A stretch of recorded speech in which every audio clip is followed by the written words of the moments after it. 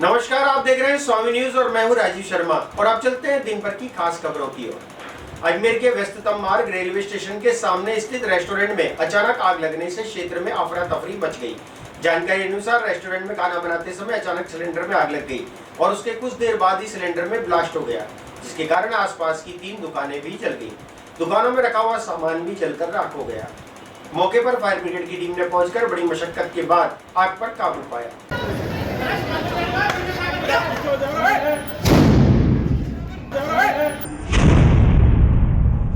अजमेर के railway station के सामने स्थित रेस्टोरेंट में अचानक आग लगने से हड़कंप मच गया। मौके पर फायर ब्रिगेड ने पहुंचकर बड़ी मशक्कत के बाद आग पर काबू पाया।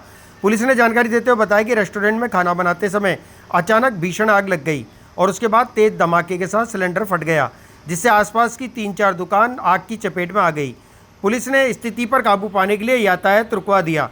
फिलहाल आग लगने के कारण का स्पष्ट पता नहीं चल पाया है। जी सर, कौन सी दुकान है और क्या हुआ है? ये रेलवे स्टेशन के सामने खाने की दुकान है। इसमें खाना बनाते समय आग लग गई थी और आसपास की 2-3 दुकानों को और चपेट में ले लिया। फायर ब्रिगेड की टीम को व पुलिस कंट्रोल रूम को बता के तुरंत मौके पे गाड़ियों को बुलाया गया है और आग पे आसपास में जो भीड़ भाड़ है उसको हटा दी गई है और आग पे काबू करने का प्रयास किया जा रहा है। कारण सामने आया है? नहीं, अभी वो तो देखेंगे क्या कारण है। खाने की दुकान है, खाने की दुकान है। सिलेंडर भी फटा है? तो अंदर है, खाने की दुकान है, होटल टाइप है। व्यवस्था बंद कर दी। हाँ, ट्रैफिक को रुकवा दिया। कहाँ पर है ये दुकान है? ये रेलवे स्टेशन के सामने। कितनी दुकानों लगभग कितनी दुकानों में लगी आग? कितनी दुकानों में लगी है? 3-4 दुकान है ये। ठीक है। मुझे जानकारी मिली इस तरह की आग लगी है। मैंने यहाँ करके कुछ जानकारी जुटाई है। मुझे जानकारी यही आई है कि ये दरगाह कमेटी की दुकानें हैं और दरगाह कमेटी की दुकानों में इनकी जो रोटी सेकने की मशीन है उसमें शॉर्ट सर्किट हुआ और उसके बाद बाकी सिलेंडर भी थे जो खाना बनता है यहाँ पे, और सिलेंडरों में भी आग लगी, जिसके कारण से तीनों दुकानों को काफ़ी नुकसान पहुँचा है। इनका दुकानदारों का तो ये कहना है कि दरगाह कमेटी हमको रिपेयर कराने नहीं देती, जिसके कारण से स्थिति बनी है। और प्रशासन से बात करता हूँ, दरगाह कमेटी वालों से बात करता हूँ, वह स्थिति क्या है। लेकिन निश्चित रूप से सुखद बात यह है कि कोई जनहानि नहीं हुई और दिन के समय हुआ और सही समय पे प्रशासन पूरी तरह पहुंच करके उन्होंने आग पर नियंत्रण कर लिया है। अभी भी कुछ स्थानों में धुआं निकल रहा है, लेकिन फायर ब्रिगेड वाले और कुछ जगह ढूंढ करके इसको ठीक करने के प्रयास कर रहे हैं। मुझे लगता है कि कोई आग से नहीं होगा, बहुत जल्दी इसको नियंत्रण कर लेंगे और इसके मूल कारण है उनको प्रशासन के साथ चर्चा करने में इसका कोई समाधान घटना तो सर सुबह को इन्होंने दुकान खोली थी, उसके बाद में सिलेंडर जले, सिलेंडर में कोई लीकेज हो गया था जिस वजह से सिलेंडर फट गया और ये आग लग गई।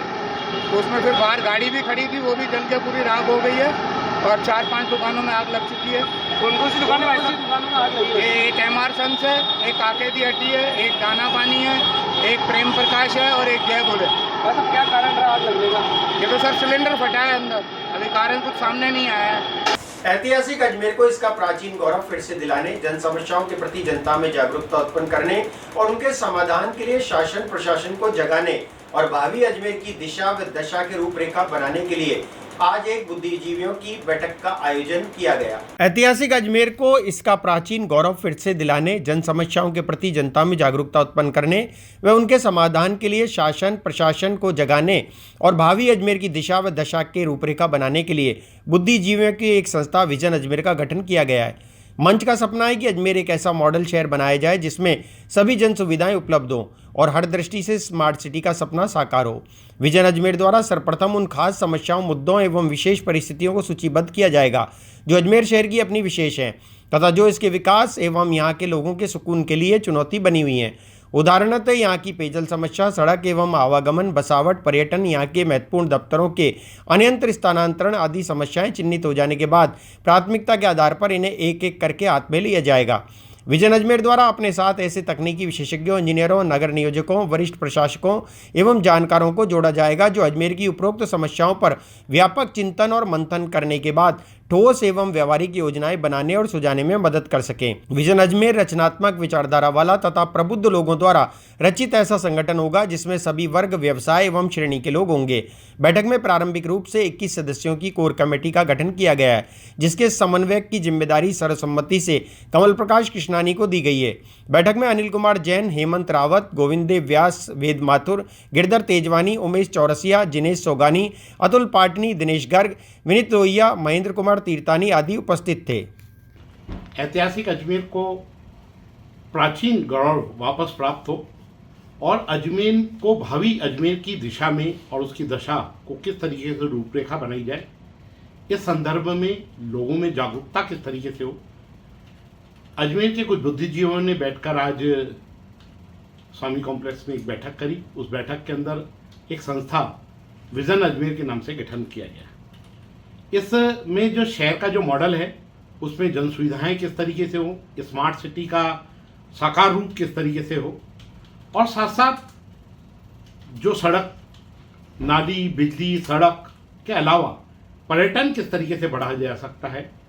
अजमेर के अंदर ऐसे जो इंजीनियर हैं, ऐसे तकनीकी विशेषज्ञ हैं और अजमेर के बारे में सोचने वाले जो लोग हैं, उन लोगों को इसमें जोड़ा गया है और इसमें जोड़ने के साथ साथ 21 लोगों की एक कमेटी बनाई गई है। उस 21 लोग मिलकर महीने में एक बार यहाँ बैठेंगे और उनके डॉक्यूमेंटेशन रेडी कर कर, उनकी कागजों को तैयार कर कर शासन प्रशासन तक उन बात को पहुँचाएंगे कि किस तरीके से हमारे अजमेर का हो। समस्याओं के बारे में बातचीत करेंगे, सिर्फ समस्याओं के बारे में बातचीत नहीं करेंगे, उनके सुझावों के बारे में बातचीत कर कर सरकार को सब चीज़ों के बारे में अवगत कराएंगे। लेकिन मुझे लगता है कि एक ऐसी संस्था की सख्त जरूरत रही अजमेर को, जो केंद्रीकृत रूप से एक तो सभी संस्थाओं से जुड़ाव रखे और दूसरा केंद्रीकृत रूप से ही सोचे अजमेर के बारे में कि हम क्या कर सकते हैं और क्या करें। तो अजमेर को सबसे पहले तो हमको ऐसे इंटेलेक्चुअल्स की जरूरत है, ऐसे इंटेलेक्चुअल्स की संस्था की जरूरत है जो इस शहर को की दशा और दिशा दोनों पर नजर रखे। अजमेर जाना जाता था शिक्षा के क्षेत्र के लिए। आज हमने बहुत बातें करी अजमेर में, ये गड़बड़, ये गड़बड़, ये गड़बड़, हम जलते हैं या नहीं जलते हैं। पर एक बात आपसे कहूं, प्रशासन क्षेत्र में अजमेर इस बात के लिए जाना जाता है कि हमारे कर्मचारियों और अधिकारियों की जो नोटिंग ड्राफ्टिंग है वो राजस्थान के सभी अधिकारियों के लिए नोटिंग और ड्राफ्टिंग के मायने में बहुत बढ़िया है। आपसी जलन अजमेर की है जो हम लोगों को बहुत पीछे कर देती है। दूसरा चीज ये है, यहाँ के जब से अभी मैं इत्तेफाक पड़ा देखने का कहीं बाहर जा करके, ट्रैफिक का डिसिप्लिन अजमेर में बिल्कुल भी नहीं। वैसे हिंदुस्तान के अमूमन शहरों में नहीं है, लेकिन ट्रैफिक का जो बहुत ज्यादा है। अभी इत्तेफाक के रहा दुबई के अंदर, अगर आप पैदल जा रहे हैं तो कितनी भी स्पीड से गाड़ियां जा रही हैं, आपको पैदल देख करके वो ब्रेक दबा देगा, आपको पहला मौका देगा।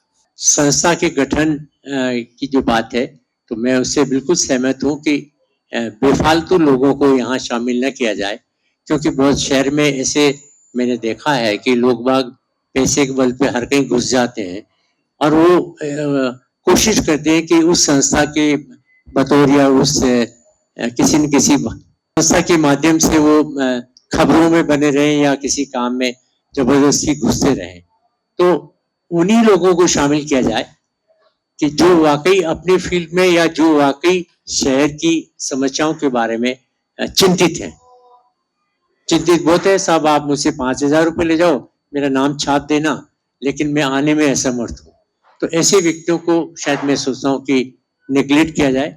जहाँ तक पैसे की इकट्ठा करने की बात है, जैसा आपने बताया था कि पैसे की जरूरत है, तो उसमें एक छोटा सा हम लोग उसमें एंट्री फीस या जो हम लोग खुद सदस्य हैं अपने आप में कंट्रीब्यूट कर सकते हैं। शहर का कोई नागरिक जग जाए तो कोई दो राय नहीं कि प्रशासन उस बात को मान के रहेगा। सिर्फ हमारा प्रयास ये होना चाहिए कि हमारा जो शहर सोया हुआ है उसे जगाने के लिए हमें क्या करना चाहिए, वो किसी भी फील्ड में हो, कोई भी समस्या हो। मैं नहीं कहता कि एक समस्या है उसको लेकर के हम आगे बढ़े और उसको जागरूक कि काम तो बहुत हो गए, लेकिन उनकी मेंटेनेंस और उनका रख रखाव वो इतना पुअर है कि वो हमको बदनाम करता है। आज आना सागर झील है, आना सागर के अंदर फाउंटेन्स लगाए थे, एयरेशन सिस्टम लगाया था, फव्वारे लगाए थे, वो सब आज नहीं चल रहे, सब बंद पड़े हैं। मेंटेनेंस तो है ही नहीं, एरेशन का तो नाम ही नहीं है, वो नाव में लगाए थे या जहाँ भी लगाए थे, 50 फुट का फव्वारा भी लगाया था, जेडीए ने फव्वारे भी लगाए थे, सब बंद है। तो सवाल यह रख रखाव का जो सिस्टम है, आज सीवरेज सिस्टम है, सीवरेज पूरा अजमेर में करीब करीब डाल दी, नए प्रोजेक्ट आते जा रहे हैं। मैं कहता हूँ नए प्रोजेक्ट आने ही नहीं चाहिए, इतना पैसा है कि कोई प्रोजेक्ट की जरूरत ही नहीं है अजमेर शहर को आज की तारीख के अंदर। सीवरेज की जो पुरानी लाइन है, आज मेरे घर के सामने 10 साल हो गए लाइन डले, कनेक्शन का नाम ही नहीं है। ग्रीष्मकालीन अवकाश चल रहा है जहाँ पे लगभग 500 से 1000 बच्चे रोज डेली वहाँ पे खेलने के लिए, घूमने के लिए आते हैं। उनके लिए पानी की कोई व्यवस्था नाम की कोई चीज नहीं है। व्यवस्थाएं हैं, बना रखे हैं सब, पानी नहीं है उसके अंदर, सप्लाई नहीं है उसके अंदर। अभी मैंने कंप्लेन की तो एक दिन चला दिया, दूसरे दिन बंद हो गया, फिर वापस कंप्लेन करी, तीसरे दिन चलाया, चौथे दिन फिर बंद हो गया। तो ये सब बातें ऐसी है, होना सब व्यवस्थाएं सारी है, लेकिन उसका कोई वो नहीं है। तो इस चीज को अपने को, ऐसी चीजें अपन जो मुख्य बातें हैं उनको उठाएं। जगना तो अजमेर के समाज के लोगों को ही पड़ेगा, तो अपने को जागृति अभियान लेना है संस्था के माध्यम से। उसके अंदर विशेष रूप से युवा वर्ग और बच्चे, छोटे बच्चे जो अजमेर के लिए क्या सोच रख सकते हैं, अपने को उन तक पहुंचने का और उनसे जानकारी हासिल करने का कि वो अजमेर के बारे में क्या सोचते हैं, वो घर जाके अपने पिताजी से डिस्कस करेंगे तो वो संस्था के लिए बहुत उपयोगी हो सकते हैं। और जहाँ तक संगठन की बात है, जो आपने निवेदन किया, मैं थोड़ा देरी से आया, उसके लिए भी क्षमा। एक मुख्य मुद्दा मुझे लगता है अजमेर के, आज जैसे मेरी जानकारी में है, अजमेर के एनआरआईज जो अजमेर से बहुत जुड़ाव रखते हैं। अभी अजमेर में काफी बड़े लोग पानी को भी नहीं समझते। बीसलपुर के बारे में बड़े ही कंफ्यूज करने वाले स्टेटमेंट्स आते हैं। अजमेर ने, जयपुर ने बीसलपुर का पानी पी लिया, उसने उसका पी लिया। तो हमारा विभाग भी असफल रहा है लोगों को एजुकेट करने में, लोगों को सही बात बताने में। तो विभाग अपना काम करेगा, लेकिन हम लोगों को तक सही जानकारी और उन्हें सेंसिटाइज करें। अब सैनिटेशन की बात है, सफाई की बात सब कर रहे हैं। एक ही उदाहरण दूंगा, जलकुंभी हरी दिख गई और ट्रक खूब निकल रहे हैं और अन्ना सागर को अचानक बचाने के लिए सबको चिंता उठ हुई है। जलकुंभी तो हर साल ही उग रही थी, तब नहीं देखी किसी ने। मैं जलकुंभी को 25 साल से देख रहा हूँ अन्ना सागर में, मेरे पास फोटोज हैं। जैसे सभी शहरों की हम अभी चर्चा भी कर रहे थे कि बीकानेर में बहुत अच्छा काम होता है, जयपुर में बहुत अच्छा कला क्षेत्र में काम है, जोधपुर में भी है। तो इन सब शहरों में अच्छा काम होने के पीछे कारण है कि वहां पर कुछ ऐसी संस्थाएं स्थापित हैं जिनमें जाने से कलाकारों को, साहित्यकारों को मौका मिलता है और वो आगे बढ़ते हैं। जैसे जवाहर कला केंद्र है, वेस्ट जोन कल्चर सेंटर है, एनएसडी की ब्रांचेज हैं, ये सब है। तो मेरी पिछले समय में वेस्ट जोन कल्चर सेंटर से भी बात हुई और एनएसडी से भी बात हुई, और उनका ये कहना है कि अजमेर के लोग अगर मांग करेंगे तो हम अपना एक सेक्शन वहां पर कर सकते हैं ऊपर।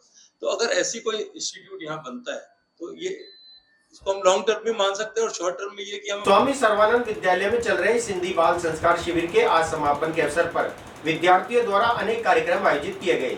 इस मौके पर सिंधी समाज महासमिति के अध्यक्ष कंवर प्रकाश कृष्णानी ने अपने विचार प्रकट करते हुए कहा कि सनातन संस्कृति के ज्ञान के साथ विद्यार्थी पक्षियों के पानी की व्यवस्था में पेड़ लगाने का भी संकल्प लें और निरंतर अभ्यास करते रहें। सनातन संस्कृति के ज्ञान के साथ विद्यार्थी पक्षियों के पानी की व्यवस्था में पेड़ लगाने का संकल्प लें और निरंतर अभ्यास करते रहें। ऐसे विचार सिंधी बाल संस्कार शिविर के समापन के अवसर पर स्वामी सर्वानंद विद्यालय में सिंधी समाज महासमिति के अध्यक्ष कंवर प्रकाश कृष्णानी ने प्रकट किए। शिविर के शुभारंभ पर निर्बल धाम के स्वामी आत्मदास विद्यालय प्राचार्य अर्चना मिश्रा, सुधार सभा के अध्यक्ष ईश्वर ठारानी, सिंधु सभा के राष्ट्रीय उपाध्यक्ष महेंद्र कुमार तीर्थानी, संगठन मंत्री मोहन कोटवाणी, इच्छापूर्ण झूलेलाल मंदिर के राम बालानी, पुष्कर राज से प्रकाश मूलचंदानी व कलाकार घनश्याम टारवाणी भगत की गरिमामयी उपस्थिति रही। शिविर प्रभारी रुक्मणी वातवाणी ने बताया कि शिविर का शुभारंभ आराध्य देव झूलेलाल, भारत माता, सरस्वती माता व हेमू कालानी के चित्र पर माल्यार्पण व दीप प्रज्वलन कर किया गया। शिविर गीत शिविरार्थियों ने प्रस्तुत किया। स्वागत भाषण अध्यक्ष नरेंद्र बसरानी व आभार इकाई सचिव नरेंद्र सोनी ने दिया। मंच का संचालन सुनीता भागचंदानी ने किया। शिविर के प्रारंभ में बच्चों को योग व प्रार्थना पुष्पा थावाणी ने करवाई। शिक्षण कार्य सीमा रामचंदानी, नीतू चंदानी, भावना चंचलानी ने दिया। ठारवाणी व संगीत ने प्रशिक्षण दिया। शिविर में 95 विद्यार्थियों की उपस्थिति रही, जिन्हें प्रविद द्वारा प्रकाशित संस्कार पुस्तक के साथ कॉपी पेन व सामग्री वितरित की गई। समापन पर सभी को प्रमाण पत्र व उपहार दिए गए। कार्यक्रम में सीमा शर्मा, मुकेश शर्मा, गोविंद मनवाणी, महेश आसुदानी, हीरो तुलसियानी, जय किशन वतवाणी, विनोद विधानी, कुंदन दास, साजन वरियाणी, किशन केवलानी, श्याम लालवाणी सहित अलग अलग संगठन के कार्यकर्ता उपस्थित रहे। हिंदू सभा के तत्वाधान में आज जो स्वामी सर्वानंद में बाल संस्कार शिविर चल रहा है उसका समापन होने जा रहा है। शिविर में बच्चों को मातृभाषा सिंधी सिखाई जा रही है, गीत संगीत अनेक एक्टिविटीज़ दिखाई जा रही है और आज समापन के उपलक्ष्य में बच्चों को पुरस्कार और परिंदे का वितरण किया जाएगा। कब से शुरू हुआ था, कब तक ये शिविर जो है 17 तारीख से शुरू हुआ था और आज 26 तारीख को उसका समापन होने जा रहा है। इस दौरान बीच में क्या क्या कार्यक्रम आयोजित किए? इसमें बच्चों को गीत संगीत, मातृभाषा का ज्ञान और संस्कार सिखाए गए जिससे बच्चे अपने मातृभाषा को जान सकें। कहाँ किया गया? हाँ जी, किस स्कूल में किया गया? ये स्वामी सर्वानंद विद्यालय में जो कि आशागंज में है वहाँ किया गया। कितने बच्चों को पुरस्कार? करीबन 120 बच्चों ने यहाँ जो शिक्षा ग्रहण की। पुरस्कार वितरण किए गए? पुरस्कार भी वितरण किए जाएंगे आज और परिंदों का भी वितरण किया जाएगा ताकि पक्षियों को जो भारत बाल झूलेलाल करना वॾा कोन कंदा झूलेलाल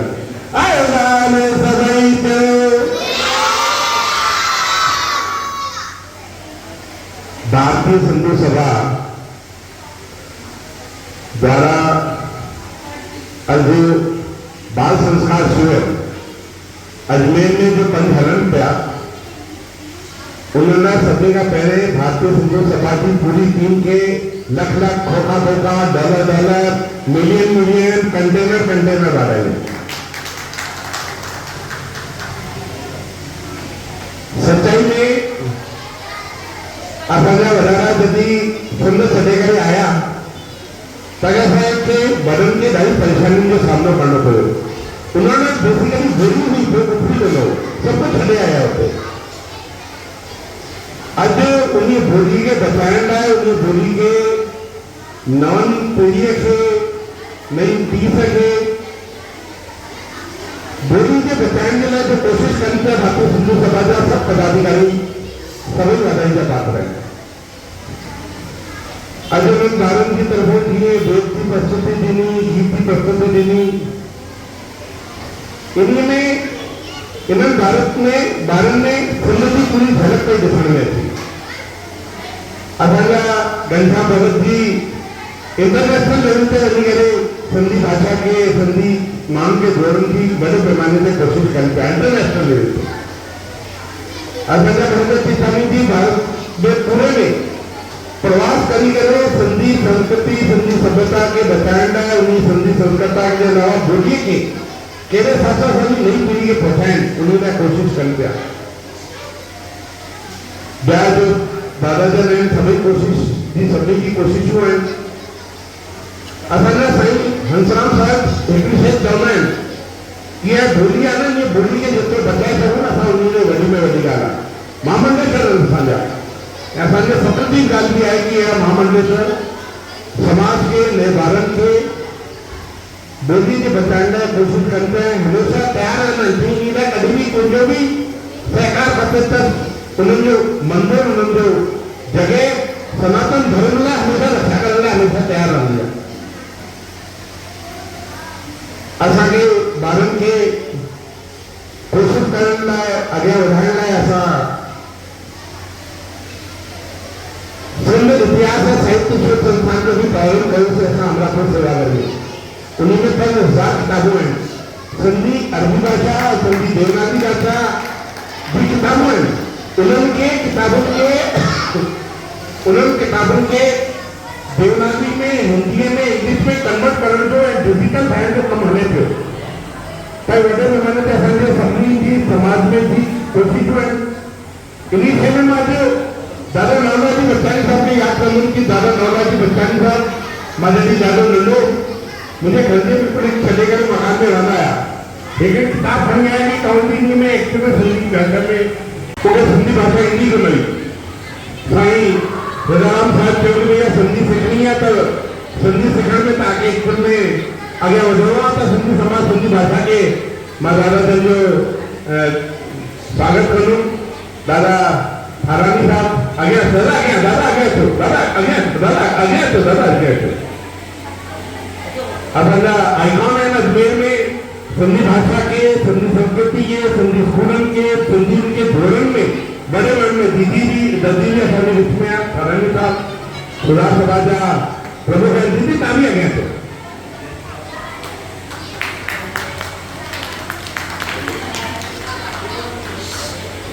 हाणे ॿार मां वधीक तव्हांजो उसमें टाइम न कयो, तव्हां ॾाढो सिखियो आहे जो हुनजी प्रस्तुति ॾिनी।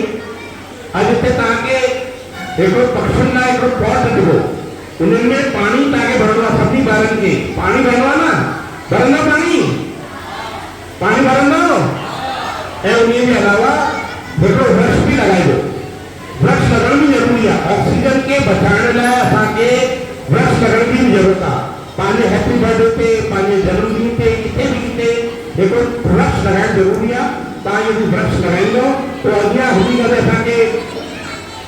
असांखे ऑक्सीजन ॾींदो ऐं ऑक्सीजन बि अॻियां अची करे ॾाढी कमी अचणी आहे। पाणी जी प्रॉब्लम अचणी आहे, ऑक्सीजन जी प्रॉब्लम अचणी आहे। ॾिसण में अचे थो दुनिया में कि हिननि जी दिक़तूं अचणियूं आहिनि। उन जे लाइ असांजो कोशिशि कनि पिया। सिंधु सभा जी तरफ़ों, सुधार सभा जी तरफ़ों हमेशह जो असांखे सहकार मिलंदो आहे। शुक्रगुज़ार आहिनि। समाज में अहिड़ा माण्हू, अहिड़ी संस्थाऊं, अहिड़ा सभई अहिड़ा पेरेंट्स जो पंहिंजे ॿारनि खे हिते मोकिले करे असांजे अॻियां वधाइण जी कोशिशि कनि पिया। जय झूलेलाल, जय हिंद, जय Bharat.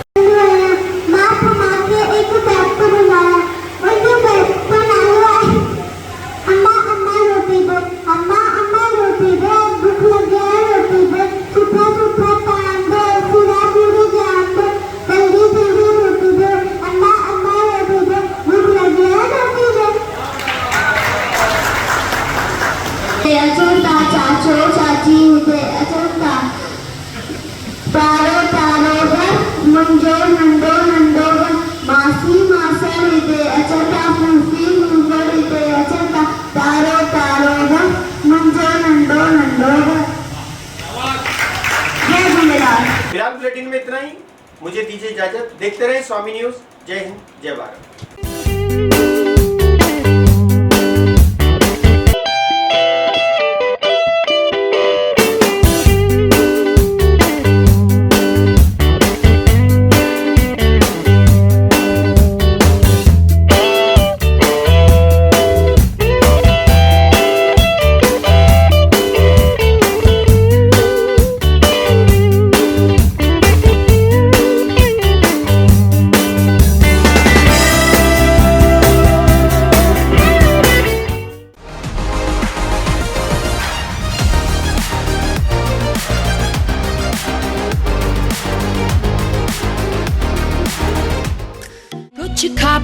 Pizza Point, Kangor. For delicious moment.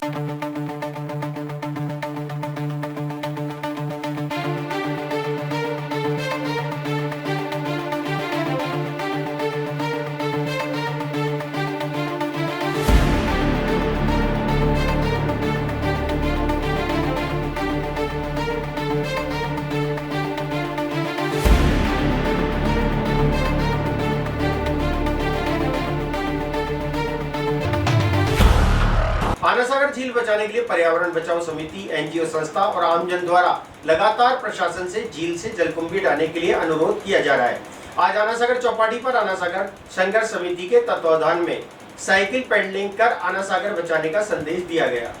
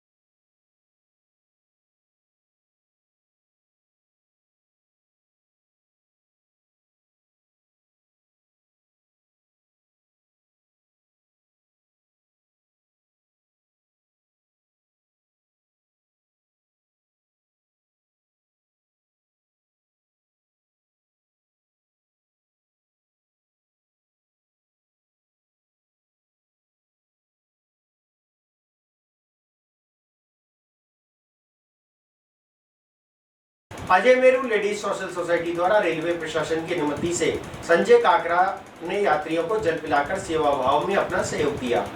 Ajmer railway station पर सोसाइटी द्वारा 26 से 27 मई 2024 को दोपहर 1 बजे से शाम 4 बजे तक तपती दोपहरी में प्लेटफार्म 1 पर प्रत्येक ट्रेन के जनरल व स्लीपर क्लास के डिब्बों में कैंपर से ठंडे शुद्ध जल की सेवा की गई। Ajay Meru ladies social society द्वारा रेलवे प्रशासन की अनुमति से संजय काकरा ने यात्रियों को जल पिलाकर सेवा भाव में अपना सहयोग दिया। अजमेर रेलवे स्टेशन पर 26 और 27 मई को दोपहर 1 बजे से शाम 4 बजे तक तपती दोपहरी में प्लेटफार्म 1 पर प्रत्येक ट्रेन के जनरल व स्लीपर क्लास के डिब्बों में कैंपर से ठंडे शुद्ध जल की सेवा की गई है। प्रमिला मिश्रा ने बताया कि जिस प्रकार भीषण गर्मी पड़ रही है, इसमें यात्रियों को सबसे ज़्यादा जल की ज़रूरत होती है। छुट्टियों की वजह से ट्रेन में यात्री भार का ज़्यादा होना, ट्रेन के ठहराव का समय कम होना, ट्रेन के डिब्बों में दूर होने की वजह से वह पानी लेने के लिए नीचे नहीं उतर सकते हैं। पानी भरने की वजह से उसकी ट्रेन छूट सकती है। उसी को मद्देनज़र रखते हुए कैंपर से शुद्ध जल की सेवा की गई है। कुसुम आर्य ने बताया कि इस पुनीत कार्य में प्रत्येक दिन 50 कैंपरों की व्यवस्था की गई है। रेलवे स्टेशन पर कैंपर द्वारा होने वाली शुद्ध व शीतल जल सेवा का प्रयास वर्ष 2013 से किया जा रहा है। श्री तमा जैन ने बताया कि अप्रैल और मई माह में शुद्ध जल की सेवा 2013 से की जा रही है। दिशा प्रकाश कृष्णानी ने बताया कि इस जल सेवा को 3 टीमों में बराबर बांटा गया है। इनकी देखरेख में सभी कार्यकर्ता अपनी सेवाएं देंगे। सभी कार्यकर्ता हाथ में ग्लव्स पहनकर जल सेवा करेंगे और साफ सफाई का विशेष ध्यान रखा जाएगा। प्रत्येक ट्रेन के डिब्बों में कैंपर व जग से कीपों द्वारा जल की सेवा की जाएगी। शुद्ध जल सेवाएं जो Ajay Meru ladies social society की तरफ से 2013 से हम रेलवे स्टेशन पे कर रहे हैं। जब बहुत ही ज़्यादा रेड अलर्ट होता है या नो तपा बोला जाता है, तब हम लोग अपनी ये सेवाएं देते हैं Ajay Meru ladies social society की तरफ से। कितने के वजह से कितनी बजे तक रहेगा? 50 से 100 कैंपरों के बीच में हम सेवा देते हैं एक प्लेटफॉर्म पर। कितने आपके संस्था के जो जुड़े हुए हैं वो कितने? बहुत सारे सदस्य हैं। देखो आप जहाँ देखोगे रेड और वाइट ड्रेस दिखेगी आपको। करीबन कितने होंगे अंदाजन? अभी करीबन 10 से 25 के बीच में। Ajay Meru social society group की तरफ से ये जल सेवा का एक प्रावधान रखा जाता है। यहाँ पर जब 9 तपा होते हैं, जब भयंकर भीषण गर्मी से लोग परेशान होते हैं, तब ये अजय मेरू सोशल सोसाइटी के सारे सदस्य सभी जन को ठंडे पानी शीतल पेय प्रदान करते हैं। कई लोगों को ट्रेन में जाकर भी सुविधा दे देते हैं। जो लोग ट्रेन से उतरने में असमर्थ होते हैं, जब भीषण गर्मी से परेशान होते हैं, तो उनको वहाँ जाकर भी सेवा दे देते हैं।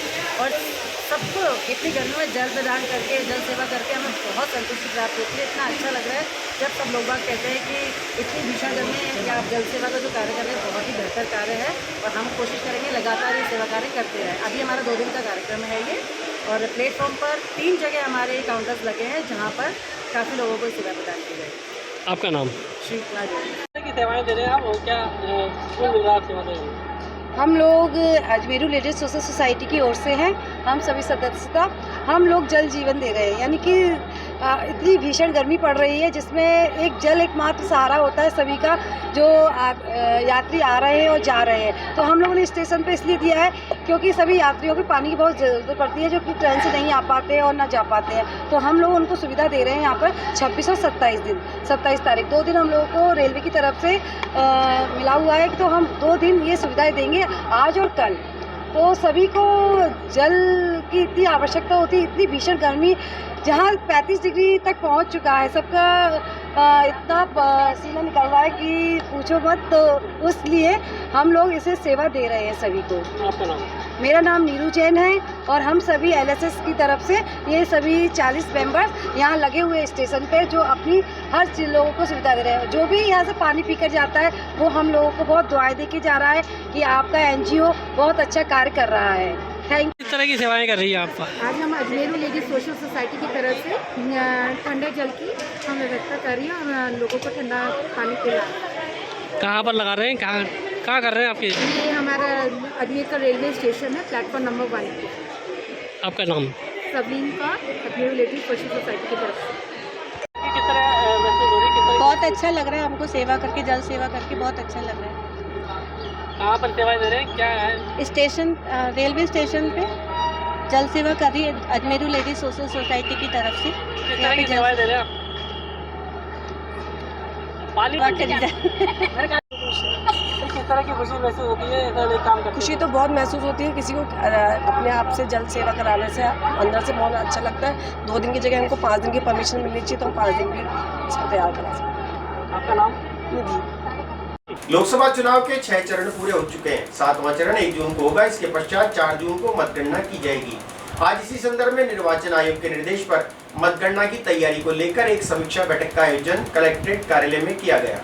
इस बैठक की अध्यक्षता returning officer doctor Bharti Dikshit ने की। लोकसभा चुनाव के 6 चरण पूरे हो चुके हैं। 7वां चरण 1 जून को होगा। इसके पश्चात 4 जून को मतगणना की जाएगी। आज इसी संदर्भ में निर्वाचन आयोग के निर्देश पर मतगणना की तैयारियों को लेकर समीक्षा बैठक का आयोजन किया गया। आज कलेक्ट्रेट सभागार में रिटर्निंग अधिकारी डॉक्टर भारती दीक्षित की अध्यक्षता में बैठक का आयोजन किया गया। इस मौके पर उप जिला निर्वाचन अधिकारी लोकेश कुमार गौतम ने जानकारी देते हुए बताया कि मतगणना के लिए 15 रूम बनाए गए हैं और मतगणना 4 जून को पॉलिटेक्निक कॉलेज में प्रातःकाल शुरू होगी। आज जो है, जैसा कि निर्वाचन विभाग के निर्देश थे कि सभी जो अपने अभ्यर्थी हैं और उनके एजेंट, उनको बुला करके और जो अपनी काउंटिंग की समस्त व्यवस्थाएं A to Z, उसके बारे में उनको जो है अवगत कराया जाए। तो इसी क्रम में जो है सभी एजेंट्स को और अभ्यर्थियों को हमने जो है निवेदन किया था कि वो जो है आज 11 बजे आए और उनको भी बाकायदा PPT से हमने जितने भी विभाग के और चुनाव आयोग के निर्देश थे उनका भली भांति एक एक बिंदु समझाया। उनसे जो अपेक्षाएं थी फॉर्म 18 भर के समय पर देने, उनकी कोई शंका थी तो उसका समाधान किया।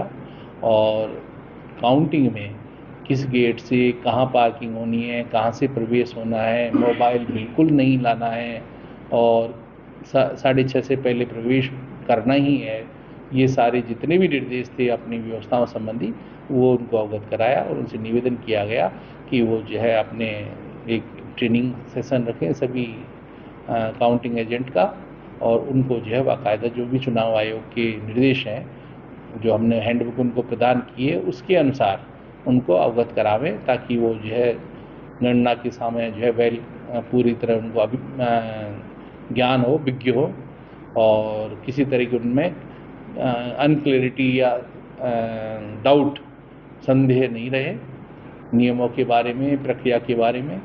और सभी ने जो है सहयोग करने का पूर्ण जो है फायदा भी किया है।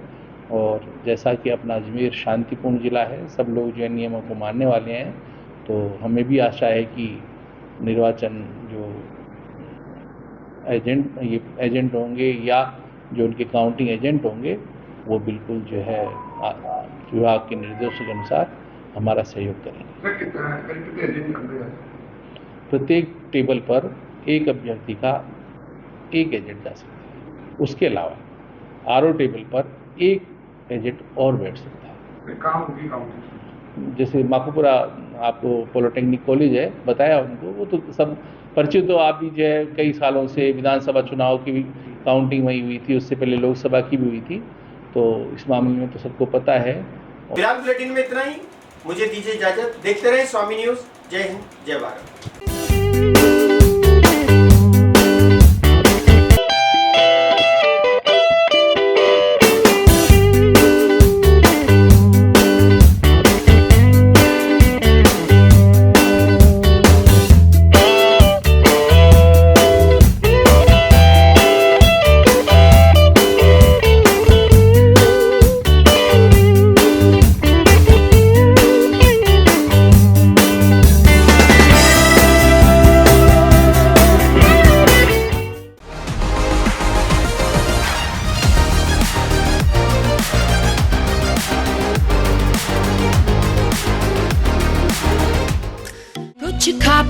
Pizza Point, Kangor. For delicious moment.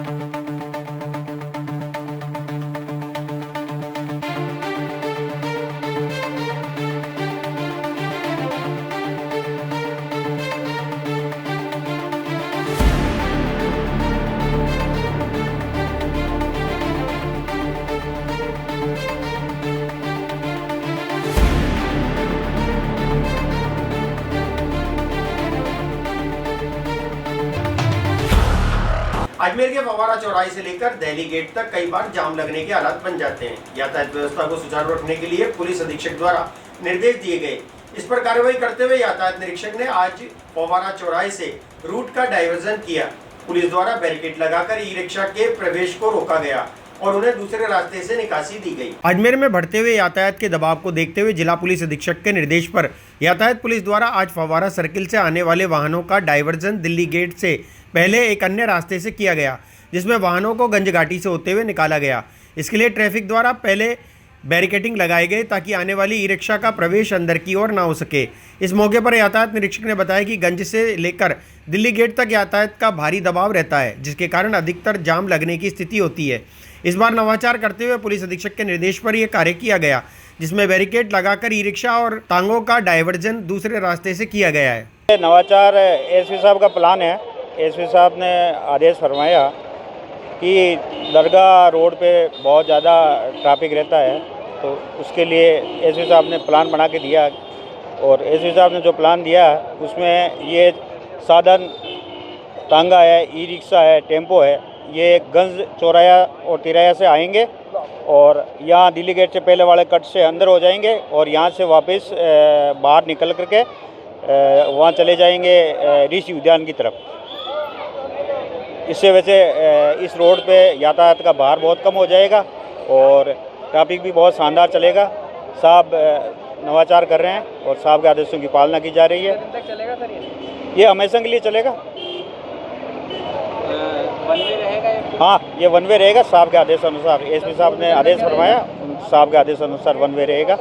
आज ट्रायल है, ट्रायल सक्सेस है, आपने देखा तो ये शानदार है। और बाकी दरगाह की साइड में बिल्कुल साधन नहीं है। जो साहब का प्लान है बहुत अच्छा प्लान है। और ये प्लान गलियों से ई रिक्शा वाले आ जाते हैं जो दान मंडी नहीं, तक पहुंच जाते हैं। गलियों से कैसे आएगा? हमने तो वैसे बैरिकेड लगा रखे हैं, कैसे आएंगे? बैरिकेड बाजार की कई गलियां हैं जहाँ से आते हैं, तो इधर तो आएंगे, इधर चालान करेंगे हम, इधर कैसे आएंगे? आज तो पहले दिन ट्रायल कर रहे हैं इसलिए चालान नहीं कर रहे हैं, अब बाद में आएंगे। तो श्री मैथिल ब्राह्मण संस्थान की ओर से शनिवार शाम आनासागर चौपाटी पर बड़ी संख्या में महिलाओं सहित समाज बंधुओं ने उपस्थित होकर आनासागर चौपाटी पर प्रदर्शन कर प्रशासन से आनासागर का अस्तित्व बचाने की मांग की।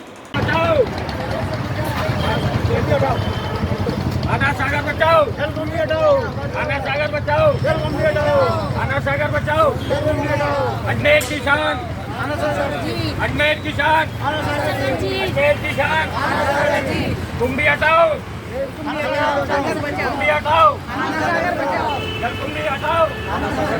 श्री मैथिल ब्राह्मण संस्थान की ओर से शनिवार शाम आनासागर चौपाटी पर बड़ी संख्या में महिलाओं सहित समाज बंधुओं ने उपस्थित होकर आनासागर चौपाटी पर प्रदर्शन कर प्रशासन से आनासागर का अस्तित्व बचाने की मांग की।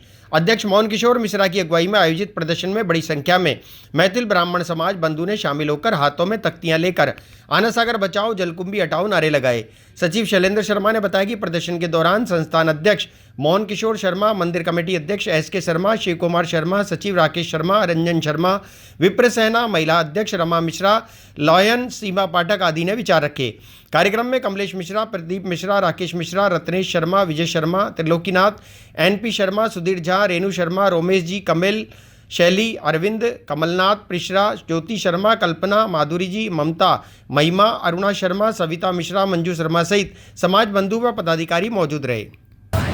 श्री मैथिल ब्राह्मण संस्थान अनसुईया माता मंदिर की ओर से भी आनासागर झील के संरक्षण हेतु आज मातृशक्ति मैथिल समाज की और बड़े बुजुर्ग सभी मातृशक्ति के साथ साथ सभी यहाँ पर अध्यक्ष, सचिव, पदाधिकारी, अन्य लोग मौजूद हैं, आमजन भी यहाँ मौजूद है और आनासागर झील को बचाने के लिए प्रतिबद्ध हैं। उसी की कड़ी में एक शांति मार्च के तौर पर एक मार्च छोटा सा निकाला जा रहा है और क्षेत्रवासियों को भी सलाह दी जा रही है कि वह भी गंदगी ना फैलाएं और इस आनासागर झील की दुर्दशा ना करें। इसमें जितनी हो सके साफ़ सफाई रखें और प्रशासन से भी आग्रह किया जा रहा है कि वह प्रशासन इस आनासागर झील जो इस अजमेर की शान है, आन है, बान है, उसका ध्यान रखे।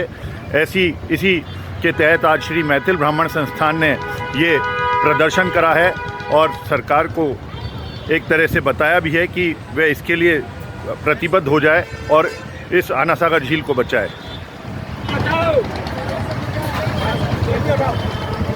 आनासागर बचाओ, जलकुंभी हटाओ, आनासागर बचाओ, जलकुंभी हटाओ, आनासागर बचाओ, जलकुंभी हटाओ। अजमेर की शान, अजमेर की शान, अजमेर की शान, कुंभी हटाओ, कुंभी हटाओ, जलकुंभी हटाओ, जलकुंभी हटाओ।